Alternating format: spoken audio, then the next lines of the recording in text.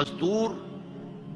کمر توڑنے والی محنت کرنے کے باوجود زندگی کے بنیادی جو تقاضے ہیں ان کو بھی حاصل نہیں کر سکے گا۔ میں نے آپ کے ممبئی شہر میں جو اس وقت دیکھا ہے، یہ جو چھوٹے چھوٹے خانے بنے ہوئے کبوتروں کے سے جن میں انسان رہ رہے ہیں اور پوری زندگی ان میں گزارتے ہیں، یہ انسان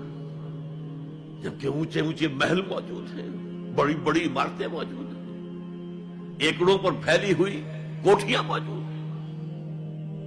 یہ ہے ننگا کیپٹلسٹک نظام، ننگا عریاں۔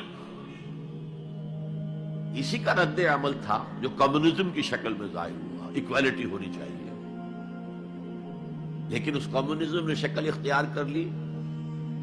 One party dictatorship. تمہیں کوئی حق حاصل نہیں ہے، نہ کچھ کہہ سکتے ہو، نہ